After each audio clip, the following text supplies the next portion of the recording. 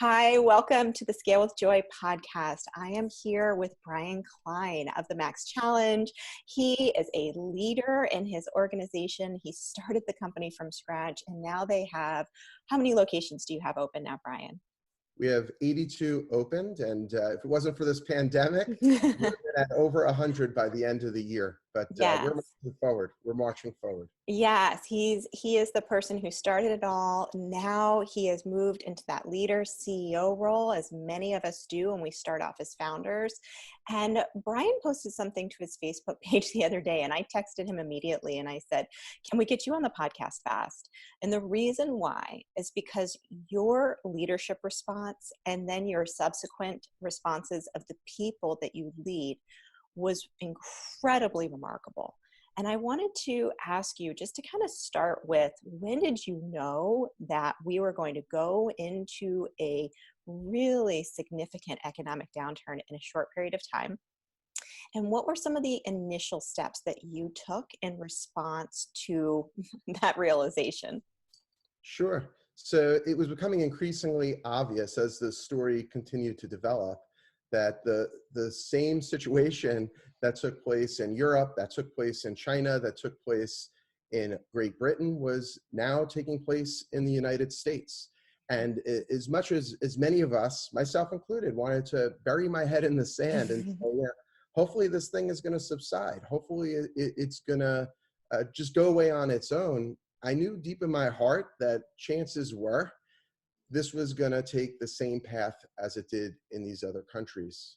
So, we decided that we were going to get ahead of it. As the number of cases started to slowly rise, about a week before the governor of New Jersey, the governor of Pennsylvania, Delaware, in the tri-state area where the large majority of our locations are, prior to them announcing the mandated closures, we closed every single one of our locations and began to shift to a virtual platform.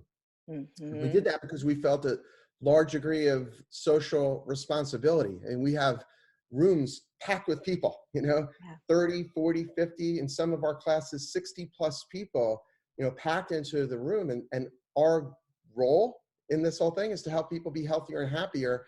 And here, we were kind of getting the idea that we weren't ultimately helping them to be happier and healthier if we weren't helping to what they call flatten the curve. Yeah. So the first step is that you were just proactive. Before you were required to close, you were already in action of keeping the people who you feel that responsibility for as a leader safe and out of harm's way. That was first and foremost. And a close second to that are all the livelihoods, I'll say, of all the people that have entrusted their financial futures to the Max Challenge. I mean, all the way from the trainers that operate the classes in all these individual centers, the managers that run these businesses, the owners that invested their life savings into these businesses. Even though there was a contingency of those people that questioned my sanity, they said, what are you doing? How is this reasonable?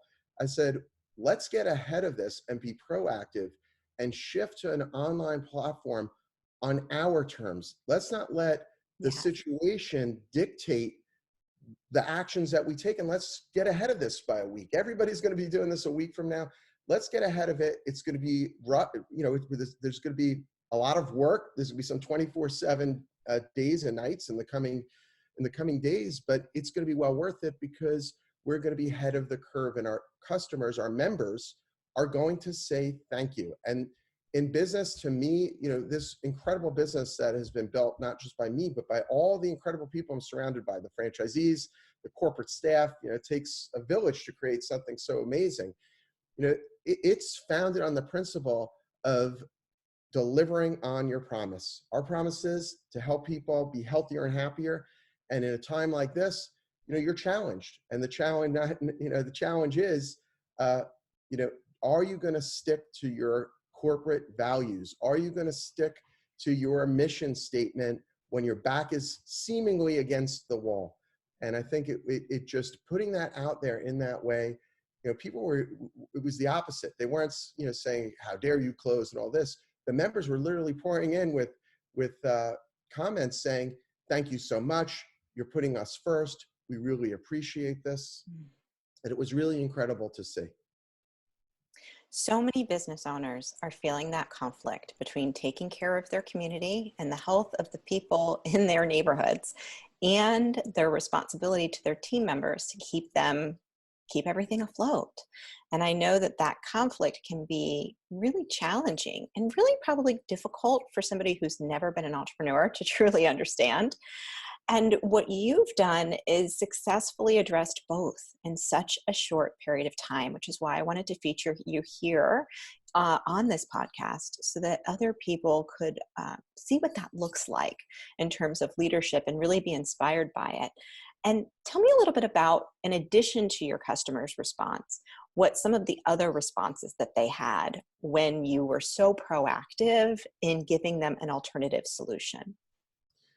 So beyond giving them the alternative solution, something else that just to add, right, to what we're talking about, we also went to them and said, we're going to lower your monthly membership fees by 25% because we feel deeply that in times like this, it's even more important to stay healthy, to stay happy, to stay active, healthy physically, emotionally, spiritually, right? And that's what the Max Challenge is about. So we're going to lower everybody's monthly membership by 25%. And for those of you folks that are struggling and may have a hard time even paying it after that, don't disappear off the face of the earth. Call us and we'll do whatever we can to keep you engaged, right? So in other words, we're going to help every single person to stay connected and involved, virtually may it be, but they're going to have the opportunity to stay connected with the classes, with the people in their class, with their instructor, because it's virtual. It's just like this, right? When we're doing a class, we're calling out the names. Hey, Laura. Hey, Jim. Hey, we're actually correcting their technique, etc. It's absolutely amazing. And we want to keep people involved. But then we asked them, if you haven't been financially impacted by this event, take the difference between what you're paying now and what you used to pay and pay it forward. Either give it to a friend who can't afford to attend the Max Challenge anymore and let them, continue to attend that way, or go to the local food bank and buy food for the food bank so that senior citizens could continue to be fed during this time. Or, we gave them all these different suggestions, but that's like the spirit of the company, is to pay it forward. And truly, I think, for me, it's not really a struggle. And luckily, I've surrounded myself with franchisees that have a shared value system, right? We're all cut from the same cloth. So, they are very collaborative in this way. And they were literally like, when I suggested this idea, it was like all hands went up, all hands went up. And the few people that were fearful and nervous, etc., we just kept reminding them, what made us so strong as a corporation, as a company, as an organization so far is we've cemented the relationships with our customers, with our members, right? They have such deep feeling, that when we put that email that I just described out, where we gave the 25% discount, there were literally people that were emailing. I'm talking dozens and dozens of people, not just a few, dozens and dozens of people that I'm positive amounted to over 100 that just came back and said, I don't need the discount. I'm still going to pay it forward. And I'm still going to pay the full amount because I want to make sure that the Max Challenge is here for me when I'm done. You know how you do it? You cement the relationships. You care about people. You build trust over time. And now it's time for us to cash in on that trust. Those people believe in us. They believe in the Max Challenge. And they're willing to stand behind this brand because they want this brand to be there for them when this is all over. And now it's up to us to honor that trust that they put in us and to continue moving forward in the manner which we always have. Not when people get anxious, fear of the unknown brings anxiety, and when people get anxiety, sometimes they act contrary to their values, contrary to their beliefs. It's very important. Stay focused to who you are. Stand tall. I think that's what leadership is about. This is unbelievable. And I also want to point out that you are very close to the epicenter. You're just outside of New York City. So that is where fear could even be multiplied. And just share the speed in which this happened. So you go online, you take 81 locations online. You send out this email to members. What was the time frame in which you started to make this decision to when you were pretty much fully operating online? We made a decision on a Monday, let's say. 2, 3 days later, we had all the training materials up for our franchisees. Uh, that Thursday, the large majority of them, actually, that we went into production on video. This is crazy. It's actually insane when you hear like how people really rally behind an idea. And I told the franchisees when I get in front of them, I said, you know, Sabrina, she's our director uh, of fitness. Sabrina isn't working hard for me. She's just not. I think she likes me. I mean, maybe she does, maybe she doesn't. But I think she likes me. She's working hard because she loves the franchisees. She loves the members. She wants to see you guys be successful. She knows what's on the line. So Sabrina and her team and our team of videographers and our editors literally went to work. This is crazy. And within 3 days' time, they had a repository of pre-recorded fitness videos. Forget the live. We didn't go live at first. We had pre-recorded fitness videos, a week and a half. Now, to put it into perspective, to film one video is 45 minutes, right? Because it's actually real time. It's a 45-minute class. They film it. But a script has to be written for that video prior to. So Sabrina would have to spend maybe an hour writing a script for just one 45-minute class. Then that script needs a pre-production meeting, right? Which angles are we going to film from? What's the background going to be look like? How are we going to put, you know, who are the people that are going to be? And this is like a professional production in a matter of days. Then there has to be a post-production meeting after the filming. Okay, you know, looking at the editing and such and giving the editor some ideas. And then the editor puts it all together. And that literally for one video takes about 5, 6, maybe 7 hours, depending. So it's absolutely insane. And the product that they put out was amazing. It was amazing. Now, people might be saying like, okay, like, how could this happen? It happens for one reason. And I think you're going to appreciate this, Laura, because I've known you a while, but it happens because Sabrina, Ian, all the wonderful people that stood behind this idea, they love the franchisees. They love the brand. They love the members. They love the concept. They love the idea of being part of something bigger than themselves. And then when the opportunity came to rise to the occasion and help this brand be everything that it deserves to be when, you know, our back is literally almost up against the wall, even though we were ahead of the curve, you know, they rose to the occasion and they did it. I want to add one more thing to it because I hope that my staff watches this, but Sabrina had a trip to Florida planned. And I sat her down, and she's like the type of person that likes her vacations. I'm not gonna sugarcoat. You know, like there's certain people, like, you know. So I'm a little nervous about having this conversation with her. So I sit down and said, Sabrina, okay, look, first, this is what I think is happening because it didn't happen yet. In other words, it wasn't really the pandemic didn't hit the magnitude that we're at right now. The number of reported cases wasn't as high. The government didn't say that you have to close. And I said, I think this is what's going to happen the next week. First of all, as a friend, I don't think that you should be leaving the state. You have a young, a teenage son. I think you should be home. I don't want you to see you separated. But besides that, we need you right now. This is what's happening. And the woman looked like she was going to cry. Like really, like I was like, I said, look, it's not me. It's the situation. Like I have a crystal ball, but I got a pretty strong intuition that this is going to go, you know, north, and there's going to be a lot more cases, and we're going to have to shut. She canceled her vacation. She went right to work. Her and the team made that happen. And then we, in tandem with that, began working immediately on training the franchisees up on the technology we're going to use to go live. Because ultimately, these recordings are amazing, and there's a lot of people that really enjoy, you know, exercising to a recording, but it's that live interaction that I was looking for. It's that connected. You know, we could connect here on this podcast. If this was a video, it would be not the same thing. So I wanted to make sure that that was like kind of like a stopgap. And then that gave us about a week to get all the franchisees in play. And, you know, one by one, we start chiseling away at it, helping them to become more familiar with the platform. And it's worked out wonderfully. You are very good at making sure that you don't give yourself too much credit with all of this. And I would give you a lot of credit. What do you think you did right culture-wise that put you in a position to be able to pivot a large organization fast? I've seen smaller organizations pivot fast. The larger organizations seem to be really struggling with it. What do you think you did right culture-wise?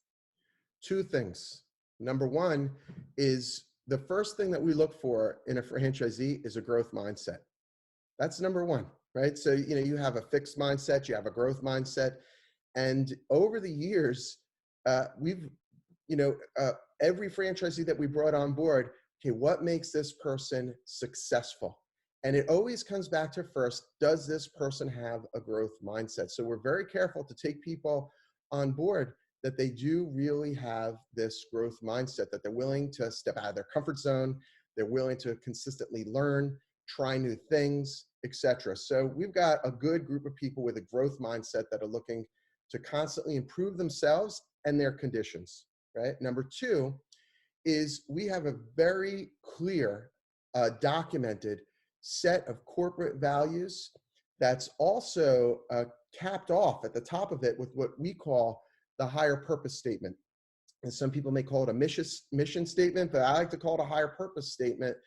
And our higher purpose statement is to help people live happier, healthier, more fulfilled lives. Now, when those words roll off my tongue to a lot of people, it's like, okay, they may even have the same thing. I mean, it's true. Like I see it.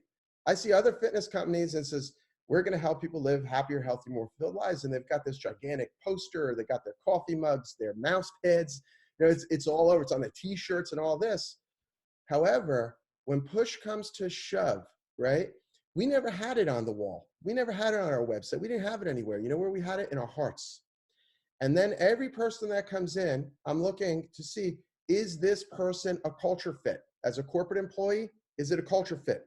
Is this somebody that truly wants in their heart to help people live happier, healthier, more fulfilled lives? Do they have a passion, like an undying passion that's going to fuel their commitment? I mean, these are all words that we use every day at the Max Challenge. Is this someone that has passion, that can really commit themselves to helping people live happier, healthier, more fulfilled lives? Now, when you come into a situation like this, where you need people to dig deep, right? And at the same time, as a leader, I have to make tough decisions. I got to cut back on salaries, and people are fearful and this and that. So I have to instill hope. I have to make sure that they understand that we're all going to be okay. We're going to get out of this together. But, you can't lie. Money, when people come for the money, they leave for the money also. They're not here for the money. They're here because they were carefully chosen and selected on both sides. They chose the Max Challenge because it really rang true to them in their heart that this was where they wanted to be.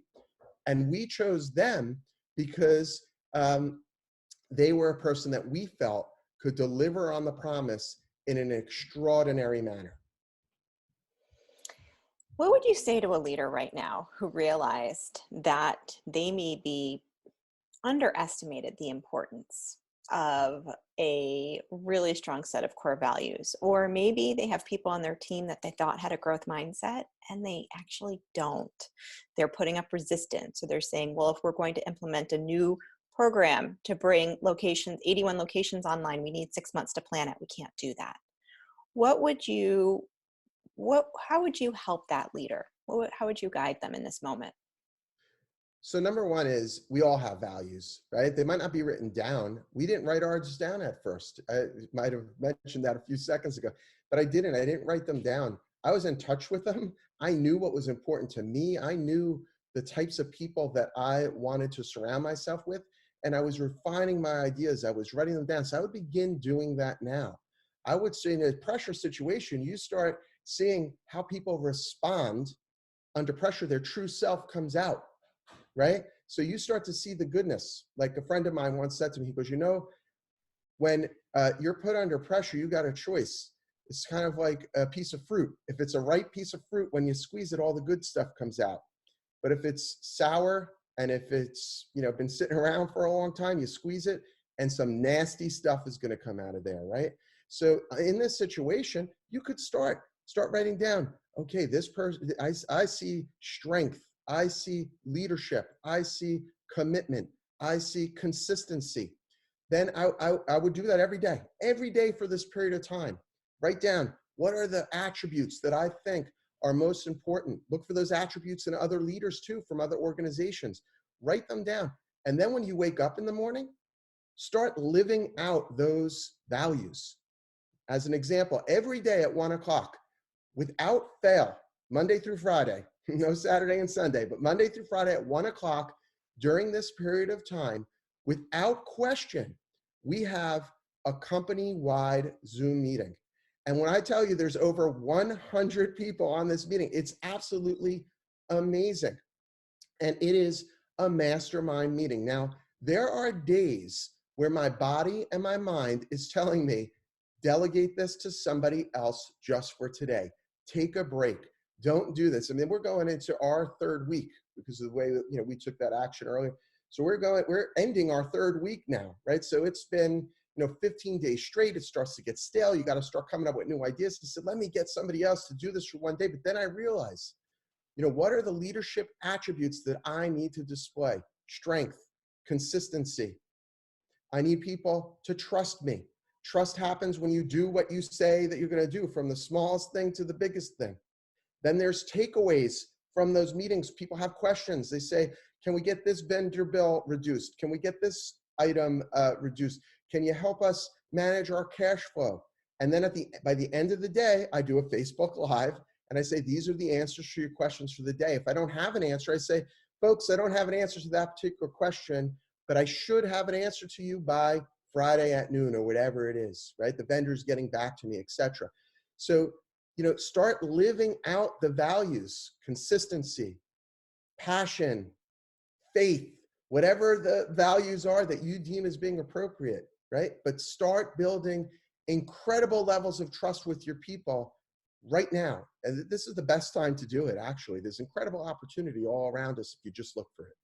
I have seen that already. At the time of this recording, we're about 2 weeks. We're actually 2 weeks to the day on when all of a sudden things started shutting down. Schools started closing. Our school closed 2 weeks ago, my children's school. And I have already seen so many companies not just survive what's been happening, but profit in the last 2 months significantly more than they had all year. And it really comes down to how fast can you take action and how quickly can you make your current product or service relevant to the market. Because wealth doesn't disappear, it just moves. It transfers around when these things happen. Knowing that you are a future thinker, you're a futurist, what do you think is going to be next? Not can you anticipate when you'll be able to open again, but when you do open again, what are you thinking right now? What are you expecting? How are you preparing? Oh, we are super excited to reopen for many reasons. I truly feel the rebound as a company is going to be twice as exciting and twice as powerful as our initial rise. I believe that for every single one of our franchisees that applies themselves fully, and the large majority of them are totally knocking it out of the park. I see that people are going to come back not only to the Max Challenge, but to businesses in droves. They're cooped up in their homes. They're tired of being locked in. And the economy is going to rebound fast as well. It's going to support local businesses. I also think that the changes that we're making right now in the Max Challenge and other companies and our culture in general is positioning ourselves to take advantage of technologies that many of us just never took the time to really master, like just like we're doing right now, right, with a Zoom meeting, and the companies that take their learnings, and when I say take learnings, I mean technological learnings for sure, right? Like we created an entire virtual platform. That's something that we could potentially, and we will, use moving forward after the event, right? However, at the same time, the fact that we came together stronger as a team is, like they say in those commercials, priceless. The fact that people are rising up in our organization and their leadership skills are being put to the test and they're being developed because they're under pressure, right? So true leaders, they're under pressure, they're rising up, they're becoming even stronger. right? And I'm looking at these young franchisees. We have one woman, her name is Amanda. She's a young woman. She's in her mid to late 20s. And she was great to begin with, but I see this woman rising up strong, right? I see people my age in our organization that were kind of quiet beforehand. Now in our 1 o'clock Zoom meeting, man, their voice is coming out and they're painting a picture of the future that's hopeful. They're instilling faith and hope in the minds of their peers.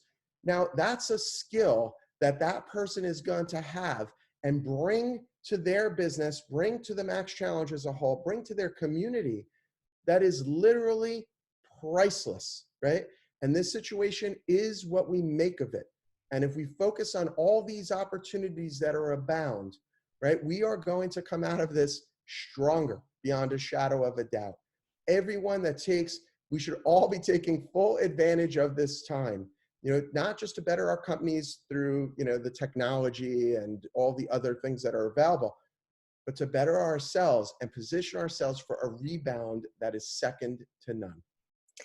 I completely agree. One thing I've been thinking over the last few days is people are going to invest in their sanity over vanity. And as individuals, and not to say they won't invest in beauty services. So for example, being live on video all the time, my sanity is going to be investing in beauty services when all of this is done and getting my roots covered up and things like that. But how you position, how you message, how you communicate, what you have to serve the world with, from that place of service and sanity of let me help you with whatever it is that you're struggling with right now, which the Max Challenge is of course great at, is going to be, I think, the key message that your community needs to hear most. So I'm just so grateful that you were here today, Bryan. This has been awesome. I know so many people are going to benefit from your message.